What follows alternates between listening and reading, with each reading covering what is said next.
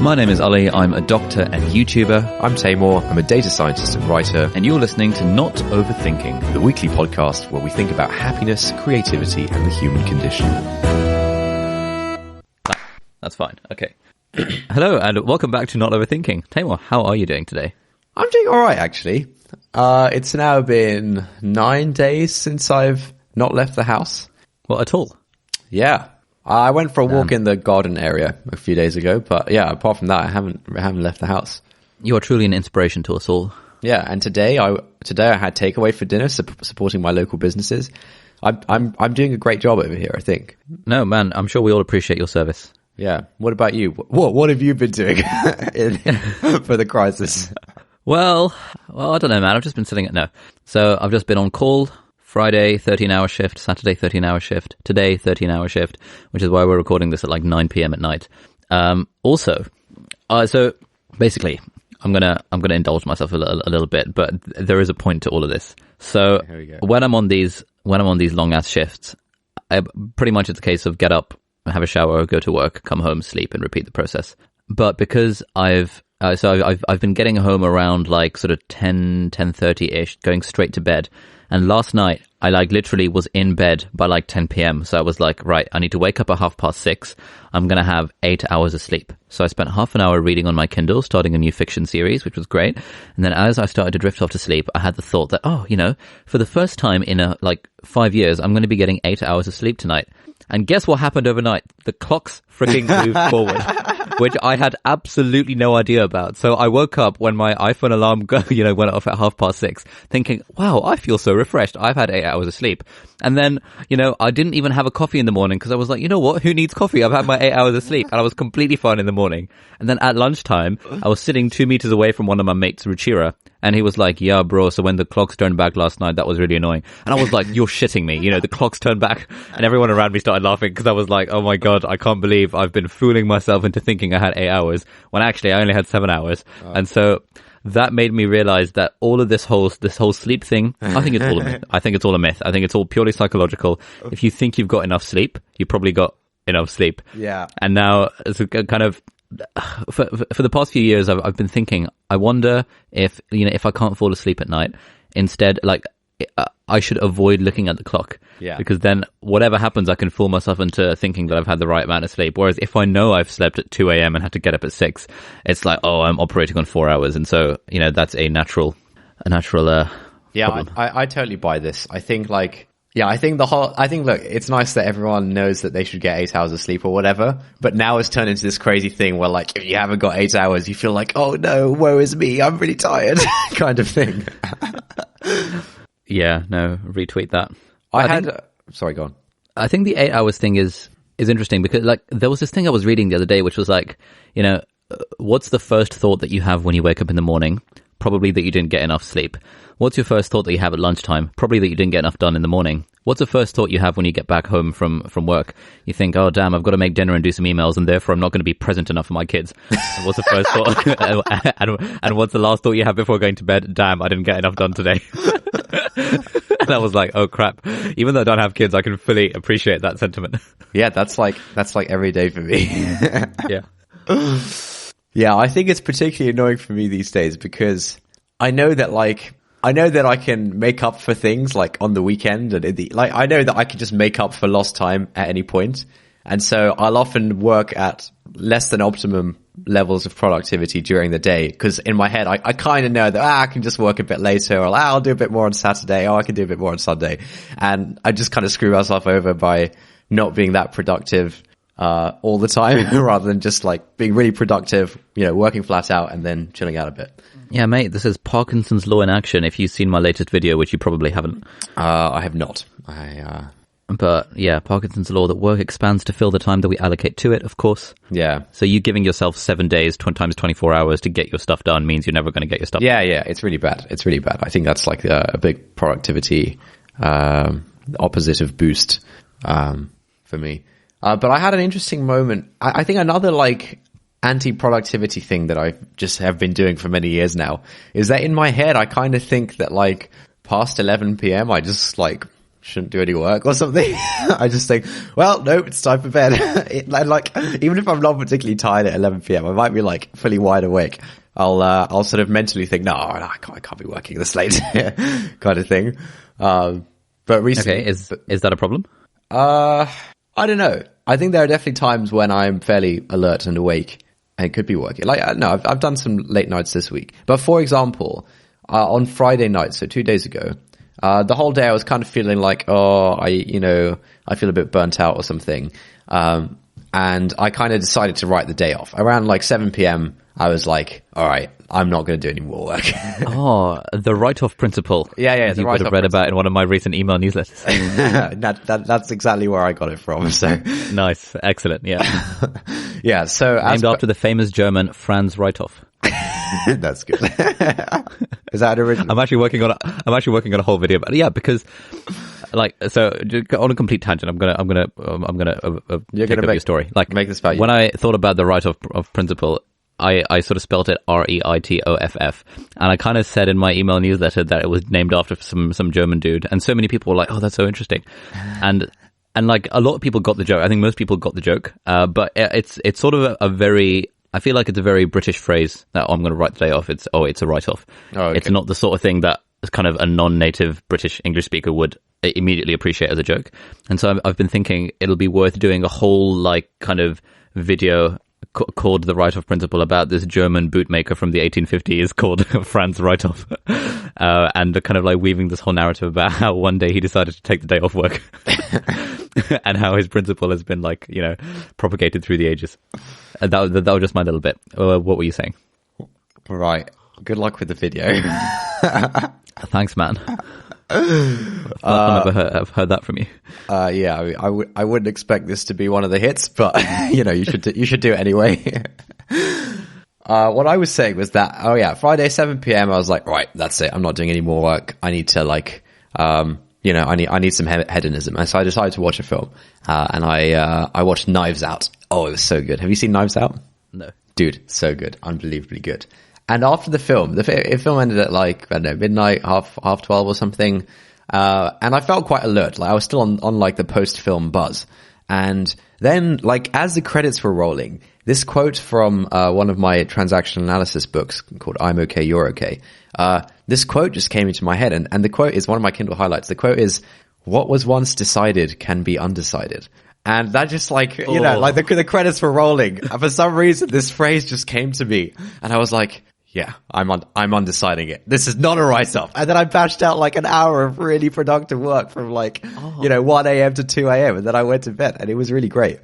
Mate, legit, I'm gonna write that down. It's I need such a to good do a quote. note to self to write that down. Yeah. What was once decided can be undecided. I love it. That's it. That's so good. That's absolute gold. That is so good. Crap. I need to do the email newsletter today. I completely forgot. Maybe that'll be the quote in that. I think my favorite kind of quotes are ones that just seem like they're sort of like truisms or like yeah, it seems almost like a bit of a piss take. Yeah, exactly. Like there's a good one in chess, which is, when you move a piece, it's no longer doing the job that it used to be doing. And that's always worth remembering in chess. Yeah, no, it really is. I just love those little snippets of like obvious wisdom.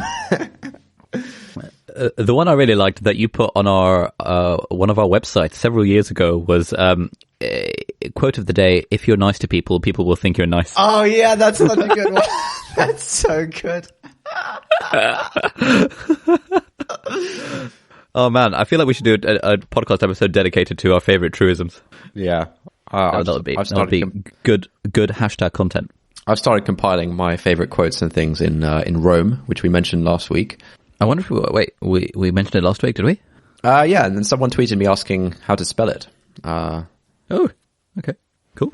Yeah, I've been using Rome. I've been using Rome a lot this week. Actually, that was going to be the subject of my email newsletter this week, if I couldn't think of anything else. Right, me mentioning Rome was meant to be the segue into you then saying, which brings us on to this week's topic, which is note-taking, which we decided before we started recording. Oh, yeah, I completely forgot about that. I was just enjoying the vibe, man. In this time of social isolation, I realized how much I appreciate having you as a brother, and so I was just enjoying the back and forth banter. And you had to bring it back to note taking. I mean, who wants to talk about note taking? I mean, who cares? Look, Ali, this is strictly business. I'm here for the content, and then I'm out. Wow.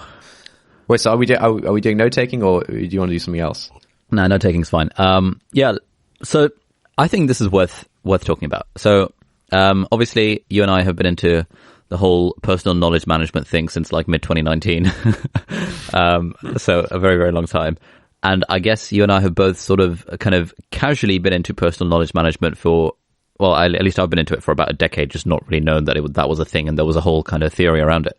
Right. So I thought it'd be worth figuring out what the point of note taking is in this sort of context. And I have a few kind of loose thoughts on this based on Tiago Forte's Building a Second Brain and based on some of my own stuff. And like right now, when I had this idea that, I should write down this quote, what can be decided can be undecided. Yeah. That sort of got me thinking, okay, like where would I write that down? Like when we come across an interesting quote, like where does it go? How does it work? That sort of thing. And I've got some kind of malformed thoughts on this, but I wonder if we can start by giving an overview of like PKM, personal knowledge management, as a sort of thing and what it actually means and why we care about it. Bro, I'm not that deep in the PKM field. Okay, good. So you can pretend to be a beginner in the PKM field. I'm pretty deep in the PKM field. So what's your beginner level understanding of PKM? Okay, so my understanding is the field basically begins as a field when this guy publishes his getting things done method, GTD. Was that like the first official, like, you know? I wouldn't say so. I think GTD isn't really a PKM sort of framework. GTD is a GTD framework. PKM sort of is on top of GTD or in addition to GTD. All right. Do you want to explain those terms firstly for? Oh yeah. When we say PKM, we're talking about personal knowledge management. No, I mean, I guess it's like a personal productivity system. All of these things are like personal productivity systems in some sense. Sure. How are you defining productivity? Like, what's the definition of productivity in your head? It helps you get things done. Okay, so in what way is PKM, personal knowledge management, a productivity system then? Helps you like think and stuff and create things. Okay, fair enough. If we're going by that definition, then that sounds reasonable. All right, whatever. These words and definitions don't matter too much. No, sure. So generally, from what I've read and kind of the way I think about it, is that one aspect of getting things done is things like, having your calendar organized, having a to-do list, having a list of projects that you're working on, and, actually kind of making the time to sit down and actually do the work that you have to do, rather than just making lists of things that you ought to do and then never getting any of them done. So the framework that was popularized by David Allen like decades ago, which is what gives GTD, getting things done, the name, is like a systematic way of processing the things that we need to do. So when it comes to processing email, when it comes to processing calendar invites, when it comes to processing tasks on our to-do list, the idea is that we get them all onto paper or onto to-do list. And once a week, we do our weekly review where we kind of bash through the whole system and kind of figure out what the next steps are for every one of our projects. And then when we're sitting down to do stuff, we don't have to think about what to do. We just follow the system that we've already kind of created. Yep. So that's kind of one strand of it. Usually PKM, which stands for personal knowledge management, kind of sits either on top of or sort of alongside this idea of GTD. So GTD, getting things done, would be more things like, for example, if a project was write proposal for this event, or, do homework assignment for this essay, or, get the milk from the grocery store, or things like that. That would be the stuff that might go into to-do list, into project management. Whereas knowledge management is more things like, if you come across an interesting quote, where do you put it? If you've read an interesting article or listened to an interesting podcast, or you've, just read a great book, like, and you want to take some notes on it, what do you do with those sorts of snippets of information? And is it useful to like have them written down somewhere?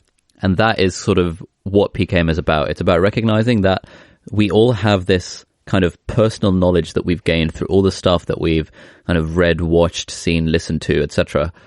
And unless we have a system for capturing all this stuff and organizing it in a useful way, then it kind of gets kind of lost in our heads, and we think, oh, there was that quote from that good book I read, and that occasionally we might bring one of these things to mind if it was really salient, but we don't really have a system for it. And the benefit of having a system for it, the whole PKM spiel goes, is that when you have a system for it, you can then create stuff a lot more easily. So this very, very much applies to writers and bloggers and YouTubers and, anyone who is creating any kind of hashtag content. Because when you have a PKM system, when you have this personal knowledge management, when you've got this almost like second brain of quotes and stuff that you've read and interesting notes that you've taken, at that point it becomes very easy to write things because you're no longer starting from a blank page. You're starting from this whole database of stuff that you've been collecting over the years. Yeah. One thing that I'd like to add to that is that often I think a lot of this stuff is framed, and look, I might not actually know that much about all of these things, and I might not actually implement them, but I follow all these people on Twitter. I've like done a lot of reading around this stuff. So I'm very familiar with like the general sort of, the broad strokes of it. And it's always sold as this thing to help you create, helping you like create content is like often a big point that people say of like, once you have all this stuff, then you can churn out, then you can like write essays and blog posts and create videos or whatever really easily. And I think a lot of people might hear that and think, well, I don't really have a blog. I'm not that interested in making YouTube videos. This isn't really for me. Like, I don't need to manage all this stuff. And I think the focus on like content creation, might be a bit misleading because, I guess when you say content creation, it's like, this stuff is useful for if you want to create some public facing artifact that other people can consume. However, I think everyone should be doing a decent amount of private content creation, for example, daily journaling and sort of almost like personal essay writing just to process your own thoughts. I think absolutely everyone should be doing that kind of thing. I think like I sort of use the podcast as a way to process my thoughts these days. But I think if you don't like get stuff out there, your thinking will develop at a tenth of the pace, compared to if you do structure your thoughts and get them out there so you can sort of clearly think them through and analyze them and build up on them. Sure. And by out there, you mean not necessarily public facing, although yes, that's helpful. Out like of on paper, out of your brain, basically. Like your brain, you can almost think of your brain as like, it's like, do you remember in Chamber of Secrets? It's like Tom Riddle's diary kind of thing. Like when you write something, it like, when Harry like writes the thing, it sort of stays there for like half a second and it slowly fades away. That is your brain, right? Like you have all these thoughts and things throughout the day, and like almost everything is just like fading away almost instantly. And maybe over a period of weeks, you might start to think, oh, I keep going back to this particular topic, or I keep thinking back to this particular thing. And then you might think about it some more. But if you actually get things out of your head, and just anywhere where you can access them again, then it's like things aren't just fading. And like, instead of it taking you weeks to realize that this one particular thought or this one particular emotion is really important to you or really like, memorable or something, you'll realize that within like a day or a few days or something. Like it can really just speed up your own, your own thinking, your own development.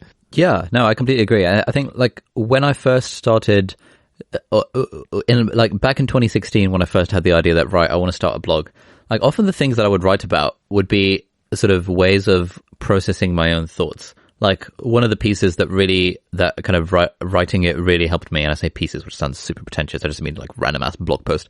One of the random ass blog posts that I wrote, one of my op-eds. One of my artifacts, as you pretentiously said earlier. One of my pieces was about sort of through my company SixMed. It was sort of very much on a growth trajectory for 3 years, and then back in like 2015, 2016, the numbers started to dip a little bit, and we started to plateau in terms of revenue and growth and all this stuff. And that was like super depressing because I was like, oh damn, I've got this like really good thing and I can't believe it's worked so well so far, but now it's all like going away and it's going to crash and burn and bloody blah. And like really like writing a blog post where I was sort of on paper addressing all of my thoughts and assumptions and stuff, and sort of that helped me realize all the sort of negative, destructive thought patterns I was going into with the whole company revenue declining. And putting them on paper firstly made me realize that this is kind of ridiculous. I've got a lot to be grateful for. This is objectively, even if like worst case scenario, things are still pretty great, to be honest. That helped me realize that, but it also helped me realize, oh wow, like I've been trying to process this stuff in my head for like 6 months, but just the few days that I spent actually writing it out into a blog post was so useful and cathartic. And I think the fact that I was writing the post with the intent of sharing it publicly meant that I think my arguments were more coherent. Whereas if I'd just been writing it as a private journal, it would have been helpful, sure. But I think having the intent of putting stuff out there into the public just makes it more worthwhile. And I think any work that I've done publicly has been objectively more useful for me personally than work that I've just sort of kept for myself in my own diary. Yeah, I think I agree with that. Yeah. So then coming back to this idea of personal knowledge management, note-taking. So I suppose insight number one is that, okay, right, so I want a way to keep track of the stuff that I read, the stuff that resonates with me, the thoughts that I have.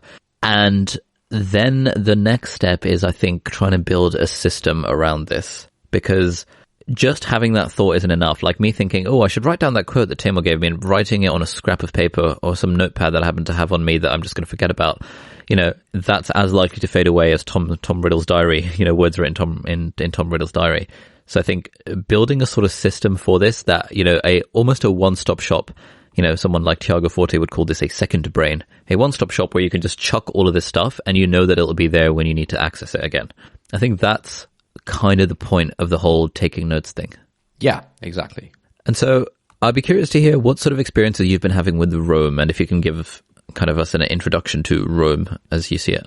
So Roam is this new tool that kind of takes a very different approach to note-taking than all the kind of, I guess the standard approach, which is sort of popularized by things like Evernote and Notion.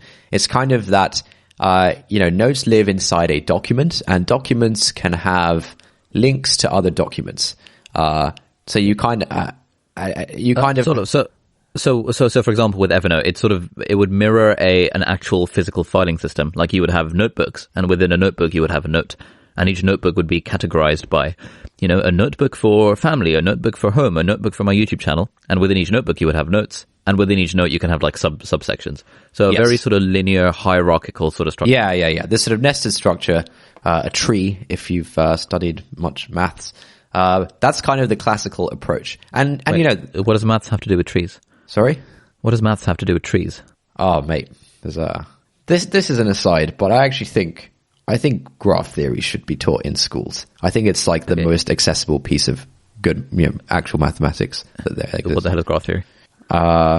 It's studying, basically you can draw, so a graph is, a set of vertices and edges. So a vertex is a dot. If you draw a bunch of dots on a page and then you draw some lines in between the dots, that's a graph. Okay. And then the graph theory is studying these dot and line objects. Anyway, why is that particularly helpful? I think it's helpful because it doesn't really have any prerequisites. Like a 7-year-old can sit there drawing lines and dots and thinking about it and reaching conclusions about it. Okay, but why is that helpful? Like, why would 7-year-old me find it helpful to reach conclusions about drawing dots on a page? It broadens your mind. You're just going to have to take my word for it. Mate, come on. Look, I mean, what's the point of maths, right? It's like... No, but the claim that you made was, hey, look, man, I think maths is really important, but I think one aspect of maths that's super important is graph theory. No, I think everyone could benefit from learning graph theory. So I'm asking you, in what way would people benefit from learning graph theory? I think whatever benefits there are to learning maths in general, my point was that graph theory is very accessible and should be taught in schools rather than just at universities, because it's a very accessible branch of sort of actual mathematics in inverted commas, not sort of school style mathematics, which is more about like computing things and following methods than it is about sort of thinking about things, Okay, fine. So yeah, look into graph theory. No further questions, Your Honor. Right. So we were saying that the standard sort of way of organizing notes is in kind of this sort of filing cabinet where you have sections and subsections and then notes and things inside them. And so most apps are kind of like that, and that's fine. You might have a section for all my friends, and then inside that you might have like a page for each of your friends, and you might have a section for my hobbies, and in that you'll have like a page for each of your hobbies or whatever. Yeah, like ping pong and disco dancing. Yeah, exactly. Just like those. Now, this tool called Roam, which I've recently started using, kind of breaks the mold because basically the thesis behind Roam is that no one actually thinks in this structured way of like sections and subsections. That's not how you think. You think in terms of lots of random disparate thoughts that all link together somehow. So for example, if I have just hung out with my friends and I'm writing about the session that we just had, that would have a link to each of my friends who was present at the session. And then we might talk about a bunch of things, and that would have like links to lots of various topics. We might discuss some movies, some books, blah blah. And so your thoughts and your brain is really like an interconnected web of sort of separate things. It's not this sort of nicely organized filing cabinet. And so Roam is kind of built around this principle, whereas in Roam, it kind of encourages you to essentially create these bi-directional links between things. And so, I can go into, let me open up my own Roam. By the way, Roam spelled R-O-A-M. That's roamresearch.com. You should check it out. It's free at the moment. It's in beta, but they're going to start charging for it at some point in probably a year's time when the software gets a bit more stable. Okay, so for example, I have a page in Roam called Lucas, who is my roommate / co-founder, and anytime I mention Lucas in my notes, I can really quickly turn the word Lucas into a link, and Roam then creates this page that compiles every single reference I've ever made to Lucas. So looking at the Lucas page, I can see on that there are some notes from March 6th where I hung out with Lucas. There is a note from March 5th where Lucas and I had a late night session. There's a note from March 11th where I went to the cinema with Lucas. And so I can, if I'm thinking, I wonder what everything I've ever done with Lucas is.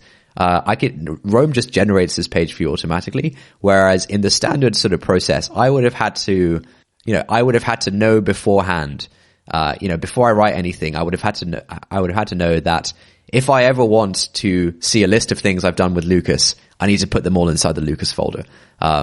Maybe there's like one level of this kind of thinking that you can do, which is that you might think, okay, I want to organize everything around like the people I've done it with. And then I can like make sure that I put every Lucas thing in the Lucas folder, every Ollie thing in the Ollie folder or whatever.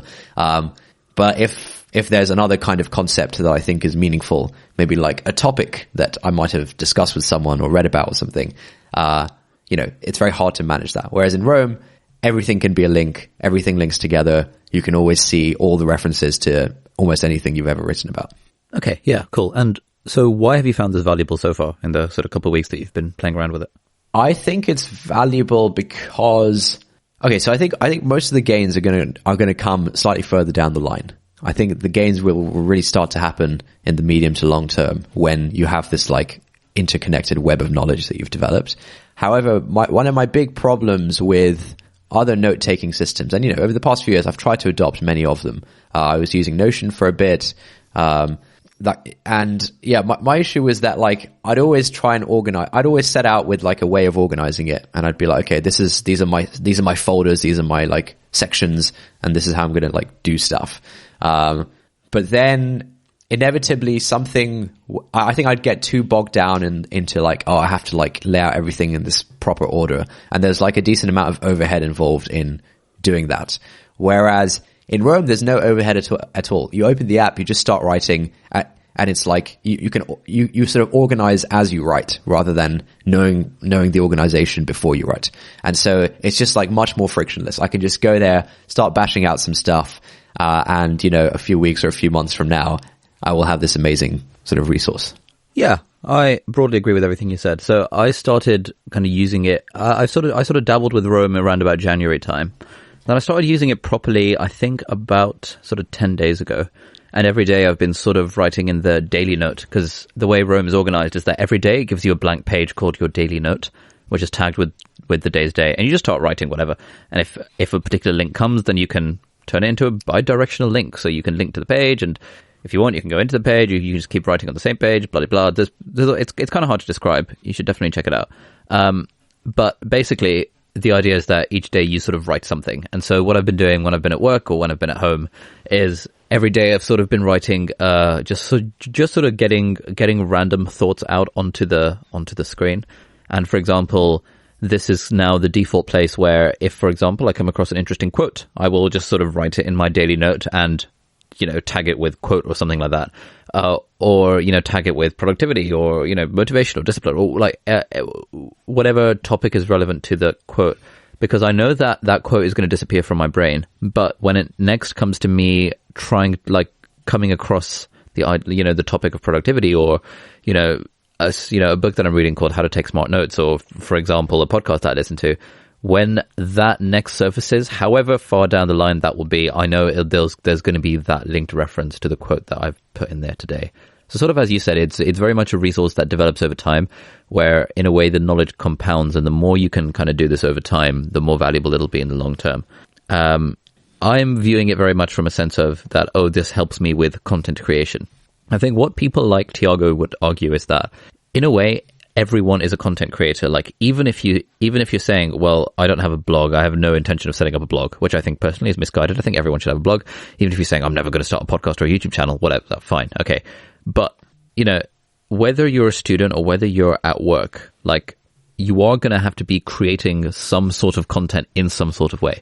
Like even in a field like medicine, which is like the least content creating field I can sort of imaginable.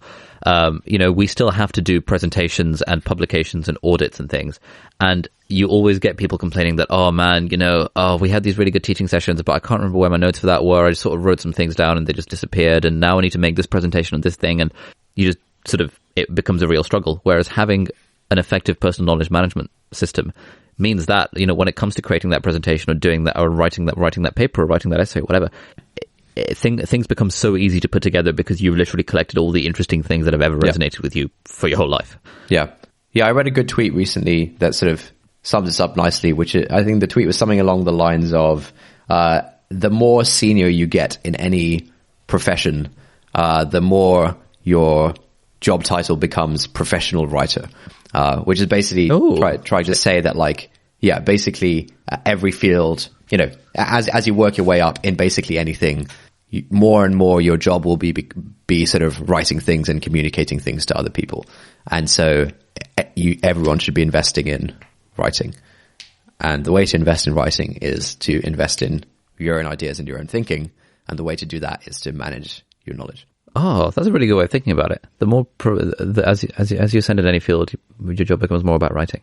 Yeah, and I think, for example, we've got a few kind of youngish teenagers listening to this podcast, and I imagine, let's say there's a 14-year-old kind of listening to this and thinking, oh man, it's really hard for someone to appreciate what the world of work looks like, when you're 14, 15 years old. And I imagine it would be so easy, like if I was that age, to think, oh, come on, what is this? This isn't for me. But if I look back, if there's one regret I have in my life, it's that I didn't write more throughout my entire childhood. Yeah. That would have been so valuable to look at now. I look at some of my Evernote notes from 2007, 2008, and I think, damn, I really wish I'd kept this up because, back when I was getting into kind of personal development, I had an Evernote folder of good pickup lines that I made in year 9. And I was do you remember any of them? Let's hear it. I didn't even speak to a girl until year 13. No, I will share that another time. And I had a whole folder of life advice, and I had a whole folder of interesting magic tricks I want to learn, and I had a whole folder of business ideas that I made in when I was 14, 15 years old. And I was sort of looking through that and thinking, oh damn, I'm pleasantly surprised by how developed some of my ideas were when I was younger. Yeah, but I really wish I'd actually given this more attention. I wish I'd kind of written about the books that I'd read, the stuff that I enjoyed. Even kind of, if I'd watched an episode of freaking 90210 of the Vampire Diaries and really enjoyed it, rather than that information just being in my head and then told to my friends at school, be like, oh my god, guys, did you see Damon last night? If I'd just written some of that down, that would have been so good to look back on. So yeah, that's sort of the one regret I have from childhood, not writing more stuff down. Yeah, I think documenting. Yeah, I think we mentioned this a couple of podcasts ago about this Charles Munger quote about how documenting your life is a way to live 2 lifetimes in one. And yeah, I think if you're young, this stuff can all seem a bit like esoteric and like, what's the point? But trust me, there's a point. This is what I say to people about when someone asks for what should I do over the summer and stuff. I think one of the most valuable things, other than writing, is just like take some sort of basic interest in photography. Like, even if you get a basic camera, or learn how to take slightly nicer pictures with your iPhone. Like, you'll be like, in 10 years' time, you'll be so grateful for the photos that you've taken today. And it really saddens me when there are people who think, oh, I'm just going to enjoy the moment, and who needs to take photos? Because actually, those photos are the only memory you will really have of that moment, because your own memory is just completely going to fade. So I'm very bullish on the photography front. All right, so we've talked a bit about Rome. We've talked a bit about the benefits of personal knowledge management. How are you actually managing stuff these? I mean, you mostly use Notion, right? Not really, actually. I actually still mostly use Evernote. So I don't think Notion is very good as a sort of knowledge management system. I feel like Notion is very good for project management. So more the GTD side of things, more kind of keeping track of projects and stuff. So I use Notion to manage things like, my gym workouts, and to manage sort of like videos, video production schedules and stuff with my editor and things like that. And like when sponsored video deadlines are coming up. And I tried using Notion a little bit just to basically keep a list of stuff that I'd read. But it was quite hard to kind of take notes on the things that I was reading in Notion. Or rather, it was easy to do, but it was, again, because Notion is somewhat a nested structure of things. Like, you have pages and you have pages within pages. Yeah. Like, there was no easy way to kind of resurface the stuff that had resonated with me in, like, May 2019. Yeah. Whereas now what I've started to do is I've started to put that stuff into Rome and actually actively take notes on it. Like, the other day, I made a sort of rule for myself that I'm not allowed to read anything and just kind of hit the thumbs up on it, which I would be prone to do, or add it to my Instapaper liked articles. I have to write something about why I like it and what I took from it, and why it's actually useful. Because again, like, when I've tried doing this in the past, I've always, at the time, I've always thought, oh, obviously I know why this article is good, and obviously I know why this resonated with me. Yeah. And then like 2 weeks later, it's all completely gone. And I'm like, oh, damn, I really wish I'd just taken a few notes as to why I like this article, what's good about it. Yeah. And then it also makes it infinitely easier to recommend stuff to people. Like, that's another benefit of this sort of thing, that, if someone asks for a book recommendation or an art, what podcast should I listen to? Rather than being like, oh, crap, I can screenshot the 700 podcasts I'm subscribed to. Instead, you're like, actually, you know what? These are the top 5 that have resonated with me in the last 3 weeks. Just start with those and then come back to me when you've not listened to them. Yeah. So, the other sort of interesting thing that I've discovered this week, have you come across this idea of morning pages? No. So morning pages is like this, kind of writing technique, sort of journaling technique invented by some woman a few years ago. It's the idea is that every morning you just write 3 pages of A4 just by hand, just on whatever is on your mind. And it's just basically kind of a writing by hand stream of consciousness that just goes into a notebook. And it's sort of explicitly not designed to be shared, purely designed just for like personal reflection and stuff. Right. But I stumbled across this, like I'd come across this concept years ago. I'd never really given it due attention. But then I sort of stumbled across it again and started reading articles about it. And there's so many people on the internet saying that, damn, this morning pages thing has genuinely changed my life, because sort of like what we were saying about how writing a blog post can help solidify your thinking on a topic. Yeah. Like when you're forcing yourself, like every single morning, to write 3 pages of A4, you end up you start off by writing a load of drivel, obviously, because you need to fill these 3 pages. But eventually your brain starts to get into gear and you just realize that, oh my God, this is actually making sense, and starting to write stuff more and more and more. Yeah. And the people that do this practice say that it's really, really helped. So I sort of started dabbling with it a little bit, trying to do it while I was at work, which hasn't been easy because I haven't really had time in the mornings.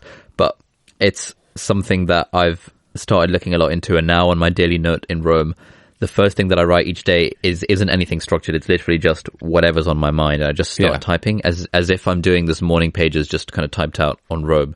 Yeah. And then inevitably I sort of get distracted, be like, oh, okay, that reminds me, there was this course that I was working through that I haven't actually looked at for the last few weeks. Why don't I go into that? And that, like, earlier today when I was at work and had like a little bit of spare time, that really kind of guided me on what I could do today.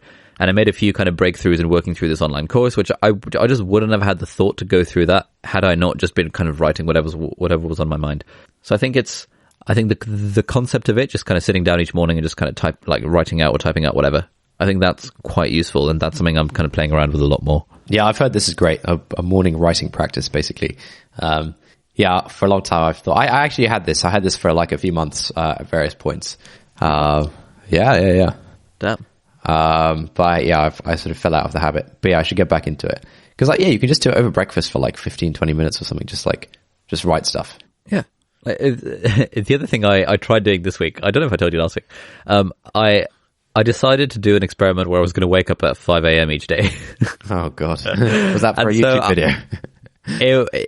It was more for myself, but I realized, oh, hello, this could be a YouTube video. And so like last Sunday, I think, or something, I had like the next day off work. I think it was last Monday.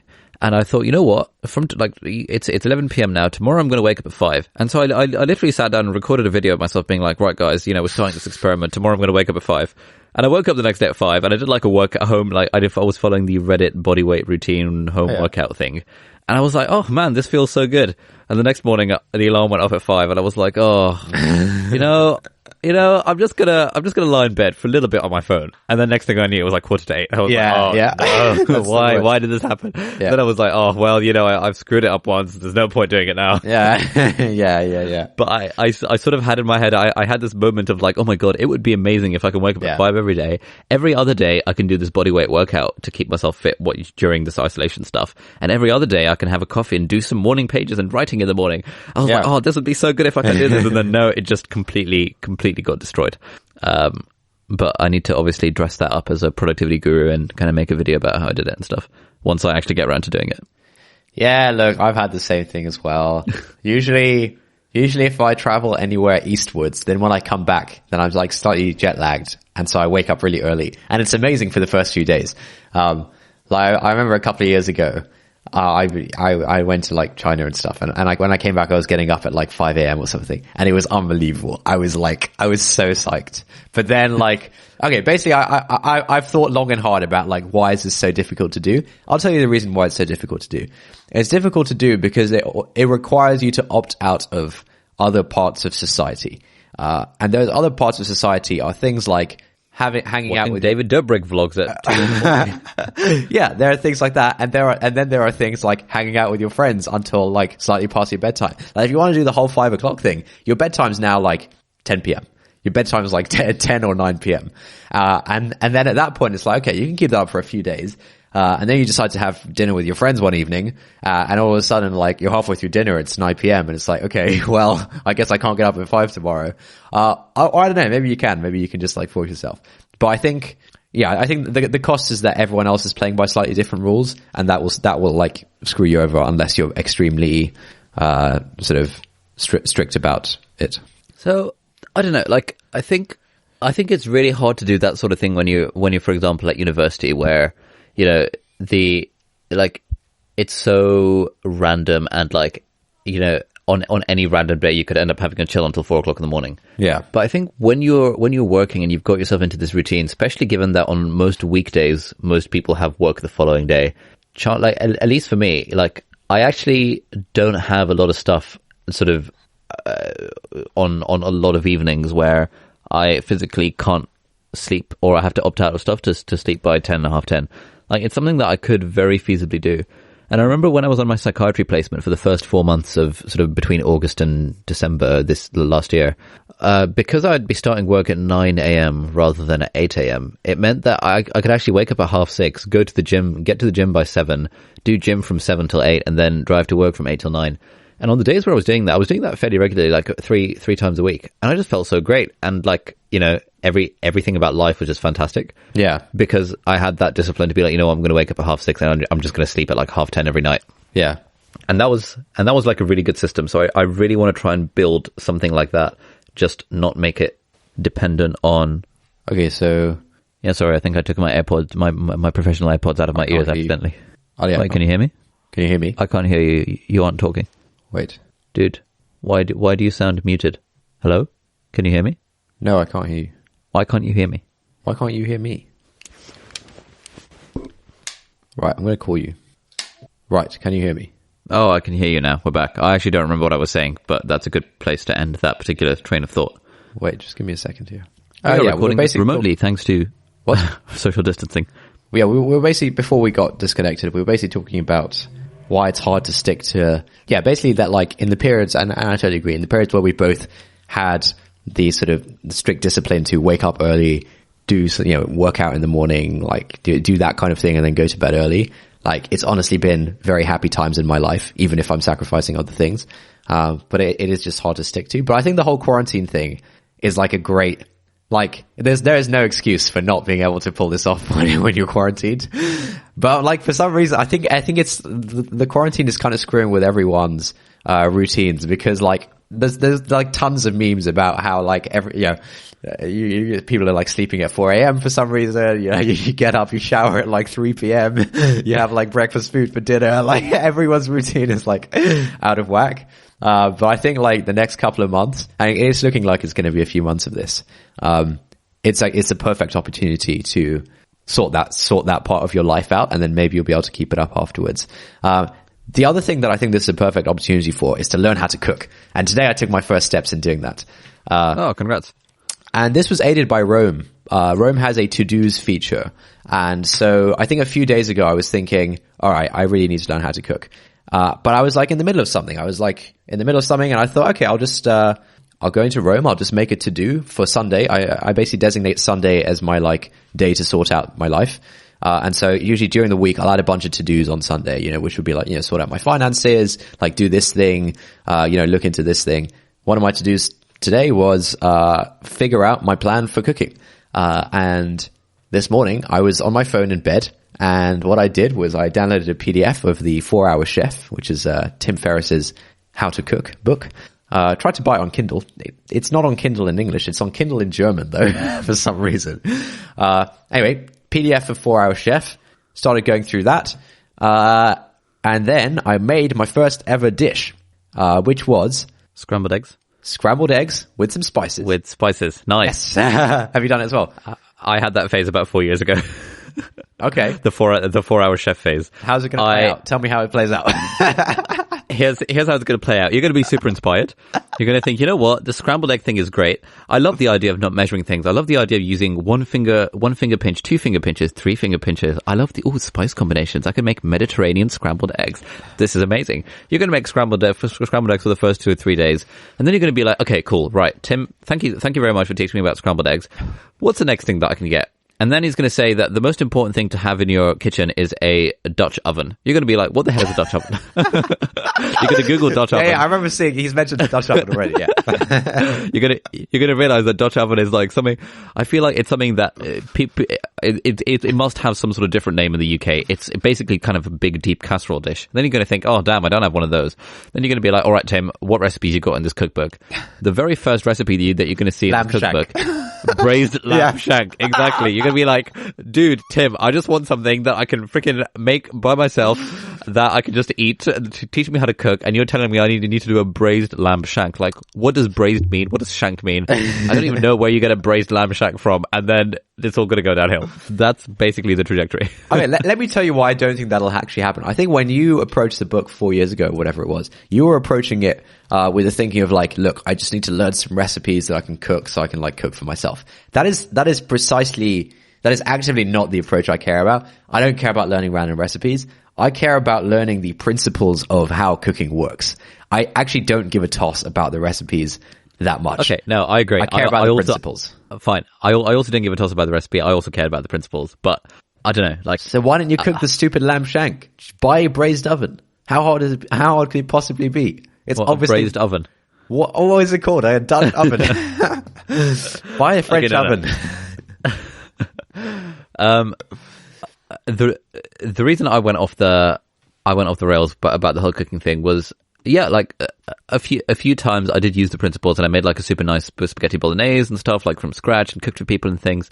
Eventually it was just taking far too much time. And although it talks about it in terms of kind of these are the efficient things, this is the 80-20, the Pareto principles of what you need to learn to cook, I felt like it didn't really, at least when I was going through it the first time, it didn't really give me enough of a system, which is why actually like mid-March or sort of like early March, something like that, I went around my friend, friend of a friend, Kim's house, and she is like a mom.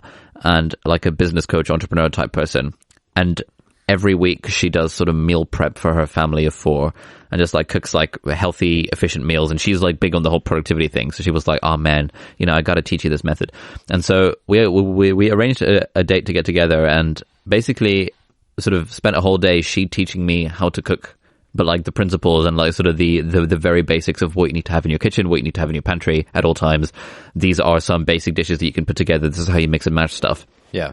And we hired a video production company to film that whole process as if it was like a TV cooking show. So now we've got all this footage like that. I'm going to turn into a Skillshare class at some point of her basically teaching me all of the stuff that I've ever wanted to know about cooking. Be like, okay, look, how does this work?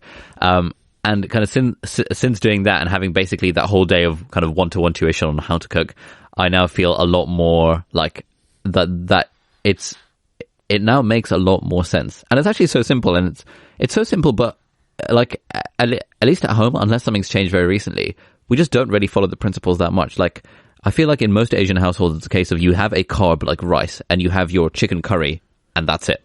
Like the concept what do you mean? of, what are you talking about? As in, I feel like in most Asian households, the concept of having vegetables on your plate is not really much of a thing. It's a thing in our household. Is it? Yeah, Mimi's always trying to make me eat vegetables. What sort of vegetables? All sorts, mate. Okay. That must be a fairly recent thing then, because like kind of my idea of staple meal was like rice with curry back in the day, whereas kind of the standard principle of healthy eating is you have sort of like carb, protein, and veg as like making up the rest of it. Oh, okay. And kind of from that perspective, cooking is actually very straightforward. You just figure out how to cook a carb, you figure out how to cook a protein, and you figure out, and you just add some veg over the top. And if you can do that sort of kind of with the bare amount of equipment and by having ingredients, things like chopped onions and chopped garlic, so that you don't have to chop onions and chop garlic yourself. Yeah. Stuff like that saves so much time. Yeah. And you end up being able to cook like really tasty dishes with a minimum of effort. And that's sort of what I learned in this one-to-one cooking class that we filmed. Oh, nice. Yeah, that sounds really good. I'm also on the cooking hype.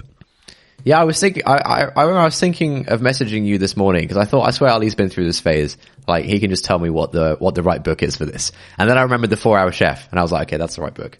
But like part of my goal is almost to write a 1-pager on like the principles of cooking. And by principles, I think the like the carb, protein, you know, veg kind of framework. I think that's actually really useful. And when someone mentioned that to me for the first time a couple of years ago, that was like the first bit of theorizing I'd ever been exposed to around food. I was like, whoa. And then like, you know, my mind expanded in that moment. And I would like to basically figure out the like 4 or 5 mind expanding kind of frameworks to like break down cooking and just write those in like a 1-pager as like a really accessible thing for people like me. Oh, so and I'm talking like stuff, carb, protein, veg, that's all well and good. I'm talking stuff like, I mean, I had this, I was watching Mimi cook. We were sort of cooking together the other day. I was mostly just helping, like, you know, passing her stuff, but, you know, she was talking me through things. And I realized that, one large class of, types of cooking is, you boil some water with a bunch of spices in it and you put something in it. And that's cooking. That's like a quarter of cooking is you have a dish of water and you put a bunch of stuff in it and you put a lid on it. That's a quarter of cooking. And I need to figure out what like the other 3 quarters are, but basically like that's the level I'm talking of. Like, all right, kid, this is like the different cookings. Mate, I feel like I had one of those mind expanding insights when I discovered what an oven was used for. Like the oven is a freaking magical device. Have you ever used an oven for cooking? I mean, yeah, but like, tell me, what's it for? Mate, I don't know what it's for. You put stuff in a dish, you put it in the oven, and it just cooks by itself. It's absolutely mind-blowing. It's like you can take chicken, you can take fish, you can literally just have a single dish, a single kind of one-pan thing. You can just chuck some chicken breast inside it, you can stick some salt and pepper on them, you can chuck some veg that you've got pre-chopped from the supermarket, chuck into the oven for 45 minutes, and out you get this like really tasty, really nice, healthy kind of grilled chicken breast with like, you know, like baked chicken breast with like baked vegetables on it that has like 0 oil and it's like super healthy. And I was like, damn, this stuff's so good. Man, who would have thought? Was it a Dutch oven? Who would have thought? No, it was a French oven. But actually, so our friend Lucia actually has a blog. Have you come across it? The vegan one? It's called Eat Tasty, EA Tasty. I came across it a few years ago. Is it still going? I don't think she's posting on it, but on there she's got one of these one page guide to cooking any meal, and basically it sort of uses the protein, carb, veg sort of framework, but sort of for vegan stuff. Yeah. And basically says that, look, here are the 10 sort of combinations of spices that you can just it's like following a flowchart, but you sort of pick something from set A. Okay, yeah. And a spice, something from set B, and a spice, and something from set C, and whatever combination, whatever permutation of this that you use, you will have a good meal at the end of it. Oh, that's great. That's awesome. So you should check that one out. We'll link it in the description. Which is your job, because you're doing the editing and the show notes for this podcast. Fine. Because I have to go to work tomorrow to save lives. Are you actually doing Corona stuff at work? Oh God, no, mate! I feel like such a fraud. Genuinely. like it's there was that meme going around of like, you know, the whole world thinks I'm on the front lines fighting this disease, but actually I'm just sitting in the office looking at memes because there's no patients in the hospital. Oh, really? Wait, what specialty are you doing right now? I'm on obs and gynae, so obstetrics and gynecology, and I'm going to be staying on that from the 1st of April as well, because we were meant to rotate specialties, but because of the whole COVID situation, they're keeping us on the same specialties that we were on already. And the nice thing about obs and gynae is that, like, the obstetric side of it, it doesn't stop because women are always going to keep giving birth. But on the gynecology side, they've cancelled all of the non-emergency kind of things. Right. And therefore the only patients I really see are the ones who sort of are kind of emergency cases, which is inherently more interesting. But also it means that, like, for example, today I saw like 3 patients in total in like the whole day. So when you were going on about your 13-hour shifts, it's really just hanging out. Mate, hanging out with the nurses, writing a lot of things on Rome, going through this online course called 30 Days to a Better YouTube channel, taking photos for the Instagram, and occasionally, well, fairly frequently being called to do various bits. And, you know, we had this whole like scenario where we were working through that, okay, what if we get a pregnant mum who's got an emergency C-section, but she's COVID positive or suspected COVID? What's the whole process for doing this? You know, that's kind of cool stuff. But yeah, mostly me and most of my colleagues were kind of sitting in the hospital being like, right, well, we don't really know what to do right now because we're all sort of twiddling our thumbs, waiting for the cases to just suddenly hit us. Yeah.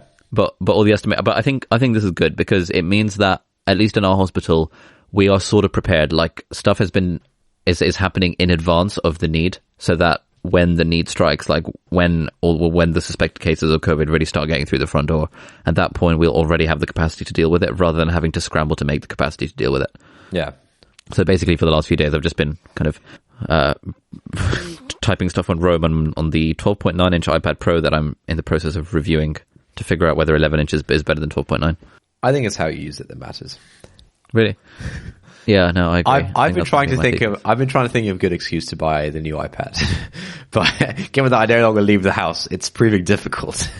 How much do you use your current iPad? I swear you don't use it at all. I've started using it. I'm learning a piano piece, so I use it for my sheet music. I have my sheet music on there. Honestly, I think if you get the keyboard attachment for your iPad, it will change the game. Because I was thinking that if I always have my iPad with keyboard attachment next to me, then I can just always make notes, you know? Like, yeah, no, that's exactly the reason I use it. It's so good. Because at the moment, if I like want to write something down, I guess I have to click like 2 times on my computer to open up my my notes window or something, you know? And that's a lot of work, you know? Yeah. Yeah. No, I think that's what iPad's good for. So like, actually, so. When was it? I think it was Tuesday when I had a day off work, and that was the day that the iPad. I think Thursday actually. That was when the iPads were arriving from the Apple store. And I sort of planned to spend the whole day filming. So I literally spent all day like with my camera and motorized slider, like getting some like absolutely sick footage of the new iPads. And at one point, like, prior to unboxing them, I was thinking that, I don't know if I should do like a dedicated unboxing video or if I should just make it part of the review. I was like, what's the point of doing an unboxing video? It's kind of a waste of time. And then I was chatting to my editor Christian on Slack and being like, is this a good idea? And he was like, yeah, well, they're quite popular, but it's pretty lazy content, to be honest. Like, most of your stuff is fairly like cerebral and well thought out, so maybe it's not really worth doing an unboxing. But then I had an idea. I was like, why don't I do a silent unboxing just to music? And then I was like, okay, cool, I'm going to do a silent unboxing. And then like I found this sort of bunch of post-it notes on my desk that I bought from Amazon kind of weeks ago, back when I was like, you know what, I'm going to start taking notes from physical books by using Post-it notes, because I want to be one of those people. Yeah. And I just had this box of Post-it notes on my desk, and I was like, oh, hang on.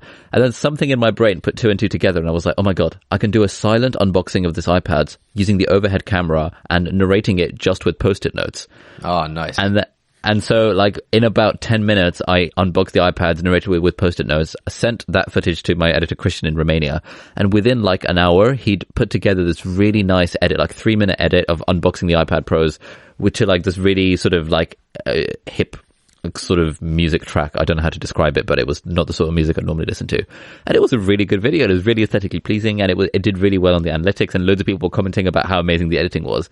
Oh, wow. I was just so surprised that, you know, this sort of 10-minute effort on my part and like half an hour to an hour effort on Christian's part, basically by just being slightly, quote, creative. And like, I don't think of myself as a creative person, but there were so many comments using the word creative, saying like, oh wow, this was such a creative way to do an unboxing. And I was like, damn, I literally just saw this like group of Post-it notes, and I just thought, oh, wouldn't that be cool?